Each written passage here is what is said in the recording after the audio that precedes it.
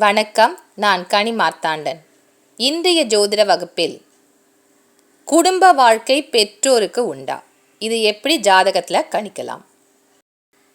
ஒரு குழந்தை பிறந்த பிறகு பெற்றோர்கள் சந்தோஷமாக இருக்க வேண்டிய நிலையில் பிரிந்திருப்பதற்கு குழந்தையினுடைய ஜாதகம் ஒரு காரணமா? பெற்றோருடன் சேர்ந்து இருக்க வேண்டிய ஒரு குழந்தை தனித்த நிலையில் பெற்றோர்களிடையே ஒரு பிரிவு ஏற்பட்டு ஒன்று அப்பா கிட்டேயோ இல்லை அம்மா கிட்டேயோ வளரக்கூடிய சூழல் என்பது ஏன் ஏற்படுகிறது? ஒரு குழந்தையுடைய ஜாதகத்திலிருந்து இதை எப்படி நம்மால் கணிக்க முடியும்? அதுதான் இன்னைக்கு ஜோதிட வகுப்பு. திருமணத்திற்கு பிறகு கணவன் மனைவி இடையே ஏற்படுகின்ற சண்டை சச்சரவுகளுக்கு பெரியோர்கள் கொடுக்கக்கூடிய ஒரே ஒரு உபாயம் என்னன்னா, சீக்கிரமாக ஒரு குழந்தை பிறந்தா எல்லாம் சரியாயிடும் அப்படிங்கிறது தான். ஆனால் குழந்தை பிறந்த பிறகு சில தம்பதிகள் தங்களுக்குள் மிகப்பெரிய ஒரு பிரச்சனை பிரிவு காரணமாக தனித்து வாழ்க்கையில் நடத்தக்கூடிய ஒரு நிலை என்பது இருக்கிறது. ஒரு குழந்தையினுடைய ஜாதகத்தில் தாய் தந்தையினுடைய குடும்ப வாழ்க்கையை நம்மால் தெரிந்து கொள்ள முடியும். அதற்கு பல விதிகள் இருக்கு என்றாலும் மிகவும் சரியான சில விதிகளை மட்டும் நான் இன்னைக்கு ஜோதிட வகுப்பில் சொல்லித்தரேன்.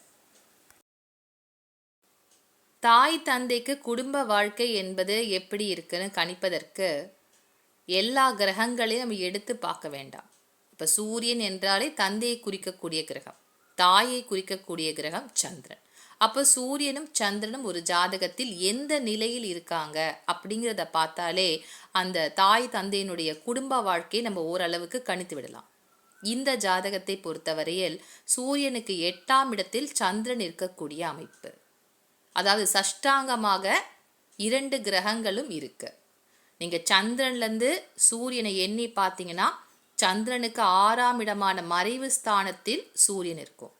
சூரியன்லேருந்து நீங்கள் சந்திரனை எண்ணி வருகின்ற பொழுது சூரியனுக்கு 8ஆம் இடத்தில் சந்திரன் மறைவு நிலையில் இருக்கும்.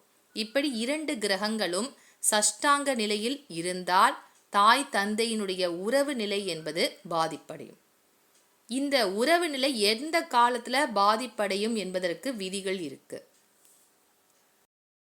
சூரியனும் சந்திரனும் 6, 8ஆக மறைவு ஸ்தானங்களில் இருக்கின்ற பொழுது இந்த ராகு தசா கேது தசா ஜாதகருக்கு நடக்கக்கூடிய காலகட்டத்தில் பெற்றோருடைய குடும்ப வாழ்க்கை என்பது பாதிப்படையும். அப்ப ராகு தசா கே தசா நடக்கக்கூடிய காலகட்டத்தில் தாய் தந்தைக்கிடையே ஒரு பிரிவு பிரச்சனை என்பது ஏற்படும். ராகு தசா சூரிய தசா நடக்கக்கூடிய காலகட்டத்தில் தந்தையினுடைய உடல் நலத்திலும் பாதிப்புகள் ரொம்ப அதிகமாகவே இப்படிப்பட்ட அமைப்பு, அதாவது சூரியனுக்கு 8ஆம் இடத்தில் சந்திரன் மறையக்கூடிய நிலையில் இருக்கக்கூடிய ஜாதகருக்கு சூரிய தசா நடக்குது இல்லை ராகு தசா நடக்குது அப்படின்னு சொன்னா அவருடைய தந்தையினுடைய உடல் நலமும் பாதிப்படையும். கே தசா நடக்குது, சந்திர தசா நடக்கக்கூடிய காலகட்டமாக இருந்தால் தாயினுடைய ஆரோக்கியம், தாய்க்கு ஒரு கண்டம் ஏற்படக்கூடிய நிலையும் காட்டும். இப்படி ராகு கே தசா நடக்கின்ற காலகட்டத்தில் தாய் தந்தையினுடைய உறவு நிலையில் ஒரு விரிசல் என்பது ஏற்படும் என்பது ஜோதிட விதி. இப்போ தந்தையினுடைய ஒரு பழக்க வழக்கம், அவருடைய நடவடிக்கையில் பிரச்சனைகள், இதன் மூலமாக பெற்றோர்களிடையே ஒரு கருத்து வேறுபாடு, உறவு நிலை பாதிக்கப்படக்கூடிய சூழல் எப்பொழுது ஏற்படும்?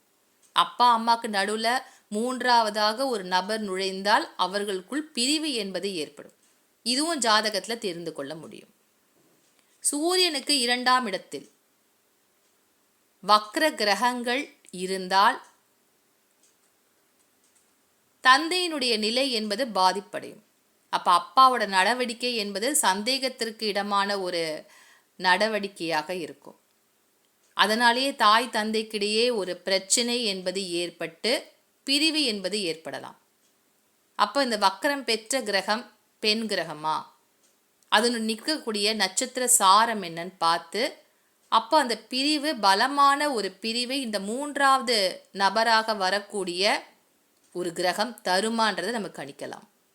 அப்போ சூரியனுக்கு 2ஆம் இடமான புதிய வரவை காட்டக்கூடிய இடத்தில் வக்ர கிரகங்கள் இருந்தால் அப்போ சூரியனுக்கு 2ஆம் இடமான இந்த மிதுன ராசி கட்டத்தில் வக்ர கிரகங்கள் இருக்கு அப்படின்னு சொன்னால், அதுவும் பெண் கிரகமாக இருந்தால் தந்தையினுடைய நிலை ஒரு சந்தேகத்திற்கு இடமான ஒரு நிலையாகத்தான் இருக்கும்.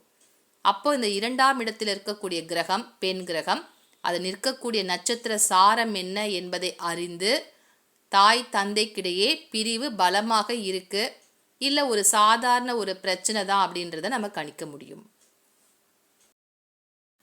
சந்திரனுடன் சனி சேர்ந்திருக்கக்கூடிய ஒரு அமைப்பு.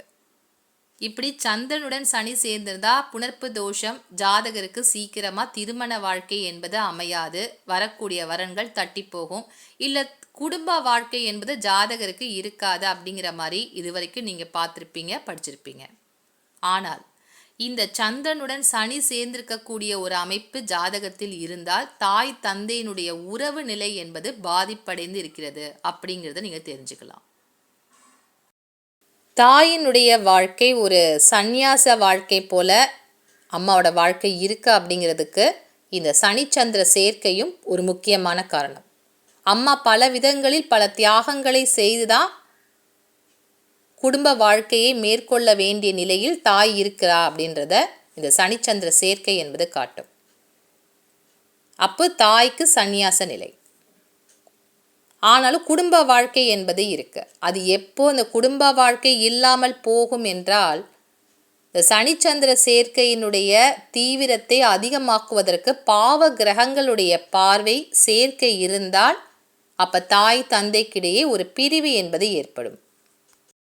அவர்களுக்குள் சரியான ஒரு அந்யூன்யமான பரஸ்பர உறவு என்பது இருக்காது. ஆனால் இந்த உறவு என்பது பாதிக்கப்படக்கூடிய நிலையை இந்த 2 கிரகங்களும் சேர்ந்திருக்கின்ற பொழுது அதை பார்க்கக்கூடிய கிரகங்கள், இப்ப செவ்வாய் பார்க்குது அப்படின்னு சொன்னா செவ்வாயினுடைய பார்வை சனி சந்திரன் சேர்ந்திருக்கக்கூடிய நிலையில் கிடைக்குது அப்படின்னு சொன்னா தாய் தந்தைக்கிடையே பிரிவு என்பது பலமா இருக்கு அப்படின்றத எடுத்துக்கலாம். சுப கிரகங்களுடைய பார்வை சனி சந்திரன் சேர்க்கைக்கு கிடைத்தால் பிரிவு என்பது இருக்காது. ஒரு வேலை விஷயமாக அப்பா எங்கேயாவது வெளிநாட்டில் இருப்பாங்க, அல்லது தாய் தந்தைக்கிடையே பிரிவு என்பது இருக்காது, அவ்வப்போது ஒரு மோதல் போக்கு என்பது இருக்கலாம். அப்ப இந்த சனிச்சந்திர சேர்க்கை என்பது ஜாதகத்தில் இருந்தால் பெற்றோருடைய நிலையும் ஒரு பிரச்சனைக்கு உள்ளானதாகத்தான் எடுத்துக்கணும். சந்திரனுடன் சேர்ந்திருக்கக்கூடிய சனி வக்ரம் பெற்ற நிலையில் இருந்தால் இந்த பிரச்சனைகள் தாய் தந்தையிடையே அவ்வப்போது தலை தூக்குமே தவிர அவங்களுக்குள்ள ஒரு பிரிவு என்பது ஏற்படாது. ஏன்னா வக்ரம் பெற்ற கிரகம் என்றாலே பின்னோக்கி நகரக்கூடிய நிலை தான். அப்போ அவங்களுக்கு இந்த பிள்ளை வளர்ந்து ஒரு 30 வயசு அப்படின்னு எட்டுகின்ற பொழுது அவர்களுக்குள் பிரச்சனை என்பதை தலை தூக்கும். அது வரைக்கும் பிரச்சனை வராது. தாய் தந்தையிடையே அரசல் புரசலாக இருக்கக்கூடிய பிரச்சனைகள் இந்த மாதிரி ஒரு ஜாதக அமைப்பு இருக்கக்கூடியவங்களாக இருந்தாங்கன்னா அவங்க அந்த குழந்தை வளர வளர அவர்களுடைய மோதல் போக்கு என்பது மனசுக்குள்ளே ரொம்ப அதிகமாகவே இருக்கும். ஒரு காலகட்டத்தில் ஒன்று குழந்தையோட சேர்ந்து அம்மா போயிடுவாங்க, அப்படி இல்லைன்னா தாய் தந்தையினிடையே ஏதோ ஒரு பிரச்சனை காரணமாக 2 பேருமே பிரிஞ்சு இருப்பாங்க, வீட்டுக்குள்ளே இருப்பாங்க ஆனால் பேசிக்க மாட்டாங்க. இப்படி கருத்த மோதல்கள் என்பதும் ஏற்பட்டு பிரிவு என்பது கொஞ்சம் பலமாக ஒரே வீட்டில் வசித்தாலும் அவங்க சேர்ந்து இல்லாத ஒரு நிலையாகத்தான் இருக்கும். சூரியன் இருக்கக்கூடிய டிகிரி என்னன்னு பார்க்கணும். சூரியனுடைய டிகிரி எந்த ராசி கட்டத்தில் இருக்கோ அதனுடைய டிகிரி என்னன்னு பார்த்து 1, 5, 9 இந்த 3 ஸ்தானங்களில் வேறு ஏதாவது பெண் கிரகங்கள் வருகின்றதா, அந்த பெண் கிரகங்கள் இருக்கக்கூடிய டிகிரி என்ன, அந்த டிகிரியும் சேர்த்து வைத்து பார்க்கின்ற பொழுது தந்தை தாய்க்கிடையே இருக்கக்கூடிய பிரச்சனை பலமாக இருக்கான்றத அந்த டிகிரி வச்சு நம்ம தெரிஞ்சுக்க முடியும். இதுக்கு முன்னாடி சொன்னது சூரியனுக்கு 2ஆம் இடத்தில் இருக்கக்கூடிய வக்ர கிரகங்கள். இப்போ நான் சொல்லியிருக்க இந்த விதி சூரியன் இருக்கக்கூடிய கட்டத்திற்கு 1, 5, 9 இந்த ஸ்தானங்களில் பெண் கிரகங்கள் இருந்தால் அதனுடைய டிகிரி என்ன என்பதை பார்த்து தான் வரிசைப்படுத்தணும். கிரகங்களை வரிசைப்படுத்துகின்ற பொழுது இந்த சூரியனுடன் சேர்ந்திருக்கக்கூடிய கிரகங்கள் எப்படி இருக்கு, அதனுடைய டிகிரி என்ன. இந்த ராசி கட்டத்தில் சூரியன் இருக்கக்கூடியது நில ராசியான ரிஷபம். இப்போ அடுத்த நிலராசி என்பது கன்னி ராசி, அதற்கு அடுத்தபடியாக மகர ராசி. இந்த 3 ராசி கட்டங்களில் எந்த பெண் கிரகங்கள் இருக்கு, அந்த பெண் கிரகங்களை சூரியனுடன் எந்த நிலையில் தொடர்பு கொள்கிறது? ஒருவேளை சூரியனுக்கு அடுத்தபடியாக ஒரு ஆண் கிரகம் வருது அப்படின்னு சொன்னால் அப்போது அந்த பெண் கிரகம் அடுத்த வரிசைப்படுத்தப்படும். அப்புறம் டிகிரி வச்சு தான் பார்க்கணும். சூரியனுக்கு அடுத்தபடியாக ஒரு ஆண் கிரகம் இருந்தால் ஒரு பெண் கிரகத்தை சூரியனால் தொடர்பு கொள்ள முடியாது. அப்போ தந்தையினுடைய நிலையில் வேறு எந்த ஒரு பெண் கிரகத்திற்கும் ஒரு வழி இல்லை, இணைவு இல்லை என்றால் தாய் தந்தையிடையே பிரச்சனைகள் என்பது ஒரு பேச்சுவார்த்தையில் பிரச்சனையாக இருக்கலாம். பிரிவு என்பதும் சாதாரணமாகத்தான் எடுத்துக்கணும். ஆனால் பெண் கிரகத்துடன் சூரியன் தொடர்பு கொள்கின்ற பொழுது தாயினுடைய நிலை பாதிப்படையும். அப்போ குடும்ப வாழ்க்கை என்பது தாய் தந்தையிடையே ஒரு பிரச்சனைக்கு உள்ளானதாக இருக்கும். சூரியன் இருக்கக்கூடிய ராசியிலிருந்து 1, 5, 9 இந்த ஸ்தானத்தில் சந்திரன் இருந்தால், ஏன்னா சந்திரன் தானே அம்மா, அப்போ இந்த சந்திரன் இருந்தால் அவர்களுக்குள் உறவு நிலை என்பது தாய் தந்தைக்கு ரொம்ப நல்லாயிருக்கும். ஆனால் இந்த கிரகங்களை வரிசைப்படுத்துகின்ற பொழுது 1, 5, 9 இந்த ஸ்தானங்களில் சந்திரனுடன் சனியும் சேர்ந்து இருக்கு அப்படின்னு சொன்னால் அந்த டிகிரியை பார்க்கணும். ஏன்னா சூரியனுக்கும் சந்திரனுக்கும் இடையில் சனி வந்து அமர்ந்தால் அப்போ தாய் தந்தைக்கிடையே பிரிவு பலமாக இருக்கிறது அப்படிங்கிறத நீங்கள் எடுத்துக்கணும். சூரியனுக்கும் சந்திரனுக்கும் இடையில் கேது வந்தாலும் அந்த பிரிவு பலமானதாகத்தான் இருக்கும்.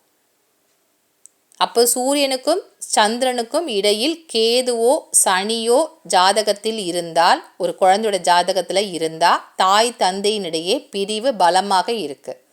அந்த பிரிவு டைவர்ஸை நோக்கி செல்லக்கூடிய நிலையில்தான் அந்த ஜாதகத்தில் இருக்கிறது என்பதை தெரிஞ்சுக்கலாம். இப்போ நான் சொன்ன இந்த கிரக அமைப்புகளை நீங்கள் பார்ப்பதற்கு கிரகங்களை வரிசைப்படுத்த தெரிந்து கொள்ள வேண்டும். அப்போ கிரகங்களை வரிசைப்படுத்துவதற்கு ஒரு கிரகம் எந்த டிகிரியில் இருக்கு என்பதை தெரிந்து கொண்டால் அந்த கிரகங்களை நீங்கள் வரிசைப்படுத்த முடியும். ஒரு கிரகம் மற்றொரு கிரகத்துடன் இணையக்கூடியது ஒரே ராசி கட்டத்தில் இருந்தால் மட்டும்தான் இணைவு என்பதை எடுத்துக்காதீங்க. 1, 5, 9 ஆகிய ஸ்தானங்களில் இருக்கக்கூடிய கிரகங்களும் ஒன்றுக்குள் ஒன்றாக சேர்ந்திருக்கக்கூடிய நிலைதான். இன்றைய ஜோதிட வகுப்பில் தாய் தந்தையினுடைய உறவு நிலை ஒரு குழந்தையினுடைய ஜாதகத்தால் பாதிப்படையுமா, இல்லை இந்த பிரிவு தரக்கூடிய விஷயங்கள் தாய் தந்தையிடையே இருக்கா என்பதை எப்படி தெரிஞ்சுக்கலாம் என்பதற்கான முக்கியமான விதிகளை நான் சொல்லி கொடுத்துருக்கேன். ஆனால் இதற்கு நீங்கள் கிரகங்களை வரிசைப்படுத்த தெரிந்து கொள்ள வேண்டும். கிரகங்களை வரிசைப்படுத்தி நீங்கள் கணிப்பதற்கு பிருகுநந்தி நாடி முறையும் தெரிந்து கொண்டு கிரகங்களை வரிசைப்படுத்த வேண்டும். கோச்சார கிரகங்களையும் இணைக்க வேண்டும். ஏன்னா கோச்சாரத்தில் ஒரு கிரகம் வருகின்ற பொழுது அந்த பெயர்ச்சி எப்படி இருக்கும், பிறப்பு ஜாதகத்தில் இருக்கக்கூடிய எந்த கிரகங்களுடன் தொடர்பு கொள்கிறது, அதெல்லாம் வைத்து தான் ஒரு ஜாதகத்தில் தாய் தந்தையினுடைய பிரிவு என்பது சில காலங்களா இல்லை இது அதிகபட்சமான ஒரு நிலையை அடைந்து பிரிவு முற்றிலும் நிரந்தர பிரிவாக இருக்குமா அப்படிங்கிறத கணிக்க முடியும். இன்றைய ஜோதிட வகுப்பில் குடும்ப வாழ்க்கை தாய் தந்தைக்கு எப்படி இருக்கு, அதற்கான கணிப்பு விதிகளில் மிக முக்கியமான விதிகளை மட்டும் பார்த்தீங்க. மீண்டும் அடுத்த வகுப்பில் உங்களை வந்து சந்திக்கின்றேன். நன்றி, வணக்கம்.